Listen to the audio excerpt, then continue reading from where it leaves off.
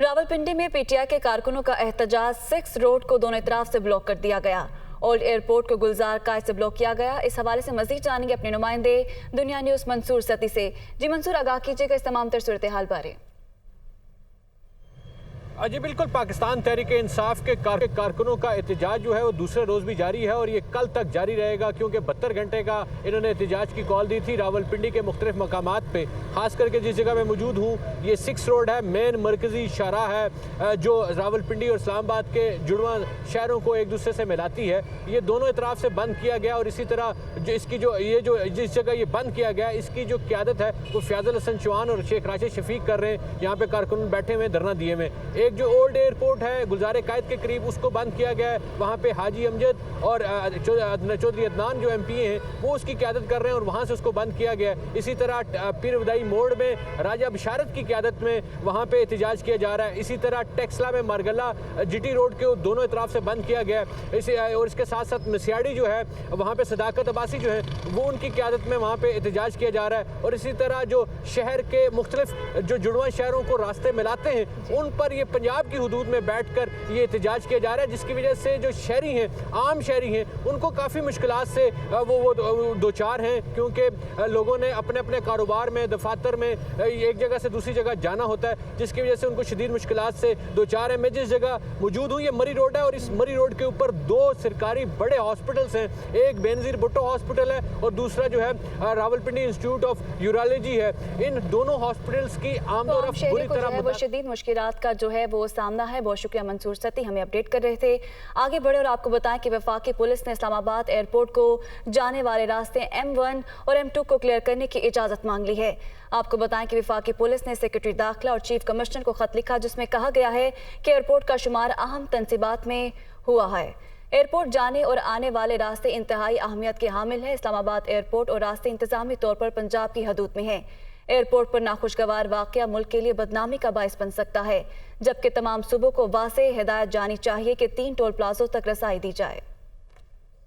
जब PTI पर हमले की FIR का इंदराज, इमरान खान ने लीगल टीम का इजलास बुला लिया। PTI की मरकजी क़यादत भी इमरान खान से मुलाकात करेगी। इस हवाले से मज़ीद मालूमात हासिल करते हैं। लियाकत अली अंसारी हमारे साथ मौजूद हैं। लियाकत बेगा, आज फिर इजलास तलब किया गया, अभी तक कौन कौन से रहनुमा पहुँच चुके हैं और इजलास किस वक्त तलब किया गया है? आज बिल्कुल वज़ीराबाद सानिया के बाद तहरीक इंसाफ की क़यादत के लिए जो सबसे बड़ा चैलेंज है वो FIR का मामला है। पहले FIR दर्ज नहीं हो रही थी और गुज़श्ता रात जो पुलिस की मुद्दत में FIR दर्ज हुई है, PTI की क़यादत ने उसको मुस्तरद कर दिया है।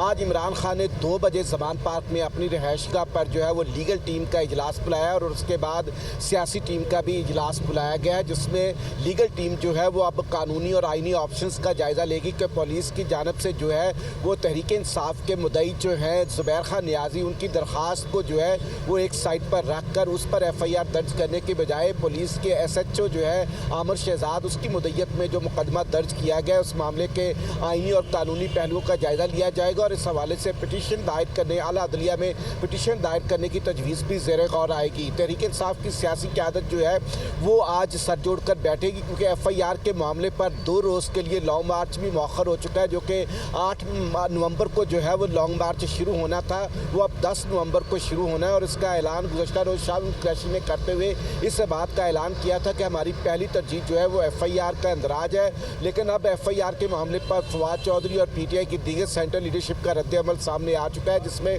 बाज़ाब्ता तौर पर PTI की क़यादत ने इस FIR को पुलिस की मुद्दत में जो दर्ज की गई है उसको मुस्तरद कर दिया। PTI जो है वो अपनी ही ज़ुबैर खान नियाज़ी की मुद्दत में जो अपनी दरख्वास्त पर FIR चाहती है। यही वजह है कि अब आज लीगल टीम जो है वो ब्रीफिंग देगी इसमें मामले में कि क्या क्या आइनी और कानूनी ऑप्शंस है और सियासी क़यादत जो है वो आइंदा के सियासी लाहेअमल के हवाले से मरेगी। आइंदा के सियासी लाहेअमल पर मुशावरत होगी। लियाकत अंसारी, आपने अपडेट किया, आपका बहुत शुक्रिया। अभी आपको बताएं कि IG पंजाब ने इमरान खान पर हमले की FIR इंदराज की रिपोर्ट जमा करवा दी है। सुप्रीम कोर्ट के हुक्म की रोशनी में मुकदमा दर्ज कर लिया गया है और मुकदमा वज़ीराबाद के सिटी पुलिस स्टेशन में दर्ज किया गया है। IG पंजाब ने सुप्रीम कोर्ट लाहौर रजिस्ट्री में रिपोर्ट जमा करवाई। अपडेट आप तक पहुंचा रहे। सुप्रीम कोर्ट की जानिब से कल हिदायत जारी की गई थी और IG पंजाब ने इमरान खान पर हमले की FIR इंदराज की रिपोर्ट अब जमा करवा दी है और रिपोर्ट के मुताबिक सुप्रीम कोर्ट के हुक्म की रोशनी में मुकदमा दर्ज कर लिया गया है और इस रिपोर्ट के मुताबिक मुकदमा वज़ीराबाद के सिटी पुलिस स्टेशन में दर्ज किया गया है। पीटीआई ने इमरान खान पर हमले की दर्ज एफआईआर मुस्तरद कर दी है। आपको बताएं कि पीटीआई के रहनुमा फवाद चौधरी ने ट्वीट किया, हमारी मर्जी का मुकदमा दर्ज ना हुआ तो कबूल नहीं करेंगे। हमारे नजदीक ऐसी एफआईआर कागज का बेवकूफ टुकड़ा होगी। तहरीक इंसाफ एफआईआर पर अपना मौक़िफ़ दे चुकी है, जबकि साबिक वफाकी वजीर हमाद असद ने ट्वीट किया कि इमरान खान ने जिन अफराद का नाम लिया वो एफआईआर से गायब हैं। फरमाइशी एफआईआर का नाम तब्दील करके एनआरओ रख देना चाहिए। फारूक हबीब ने रद्द-ए-अमल दिया कि कातिलाना हमले को कवर करने के लिए मजहबी रंग देने की कोशिश की गई। दर्ज एफआईआर में नामजद लोगों के नाम ही शामिल नहीं। पीटीआई का गवर्नर हाउस पर धावा और आए रोज एहतजाज का मामला। गवर्नर हाउस पंजाब में रेंजर्स तैनात कर दी गई हैं। पाकिस्तान तहरीक इंसाफ के आए रोज एहतजाज के बाद गवर्नर हाउस की सिक्योरिटी रेंजर्स के सपुर्द कर दी गई है। गवर्नर हाउस हुकाम के मुताबिक गवर्नर हाउस के अंदर रेंजर्स ने जिम्मेदारियां संभाली हैं। सिक्योरिटी मामलात और एहतजाज के पेश नज़र गवर्नर हाउस की जानिब से पंजाब हुकूमत और डीजी रेंजर्स को खत लिखा गया था। लाहौर हाई कोर्ट ने सीसीपीओ गुलाम महमूद डोगर की मौतली के खिलाफ नोटिफिकेशन पर हुक्म इम्तना जारी करने की इस्तदा मुस्तरद कर दी। लाहौर हाई कोर्ट के जस्टिस मुजम्मिल अख्तर शबीर ने सीसीपीओ लाहौर गुलाम महमूद डोगर की दरख्वास्त पर समाअत की। दरख्वास्त गुजार के वकील ने बताया कि सीसीपीओ लाहौर को 2 वफाकी वज़रा के खिलाफ मुकदमा दर्ज करने की पादाश में मुअत्तल करने के अहकाम जारी किए गए हैं। वफाकी हुकूमत के वकील ने बताया कि सीसीपीओ लाहौर को 3 दिन में रिपोर्ट करने की हिदायत की गई है और अहकाम पर अमल न होने पर मुअत्तल किया गया। जस्टिस मुजम्मिल अख्तर शबीर ने रिमार्क्स दिए कि सवाल यह है कि हाई कोर्ट को इस मामले की समाअत का इख्तियार कैसे है। अदालत ने मुअत्तली की नोटिफिकेशन पर अमल दरामद रोकने की इस्तदा मुस्तरद करते हुए दरख्वास्त निपटा दी।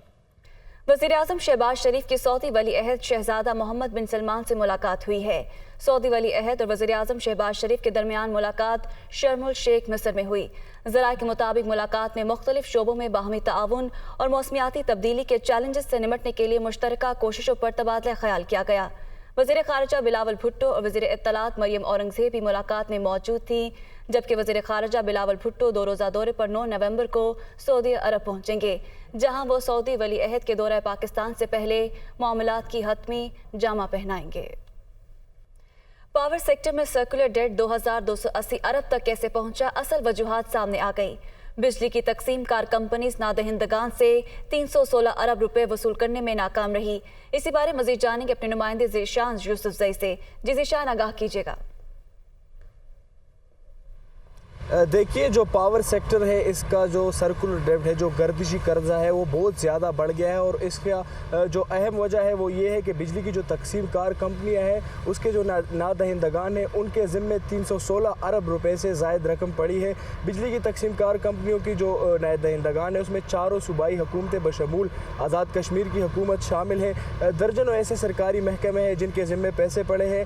ऑडिटर जनरल ऑफ पाकिस्तान की रिपोर्ट में ये इंकशाफात हुए हैं और उसमें ये इंकशाफ किया गया है कि जो नादहिंदगान है उन्होंने डिस्कोज के तकरीबन 316 अरब 13 करोड़ और 10 लाख रुपए देने हैं। लाहौर इलेक्ट्रिक सप्लाई कंपनी के जो नादहिंदगान है उन्होंने 147 अरब 98 करोड़ से जायद की रकम अदा करनी है। टेस्को के 1698 सारिफीन के ज़िम्मे 11 अरब 37 करोड़ रुपए बकाया है। फेस्को की अगर बात की जाए तो फेस्को के 316 सारिफीन से 55 अरब 21 करोड़ से जायद रकम जो है उसमें लेने में फेस्को नाकाम है। गेपको की अगर मैं आपको बात बताऊं तो गेपको के 11 अरब 44 करोड़ 50 लाख रुपए तवानाई के जो उनके सारिफीन है 2695 सारिफीन के ज़िम्मे है। इस्लामाबाद इलेक्ट्रिक सप्लाई कंपनी की अगर बात की जाए तो इस्लामाबाद इलेक्ट्रिक सप्लाई कंपनी के 71 अरब 53 करोड़ और 40 लाख रुपए हमें अपडेट कर रहे थे।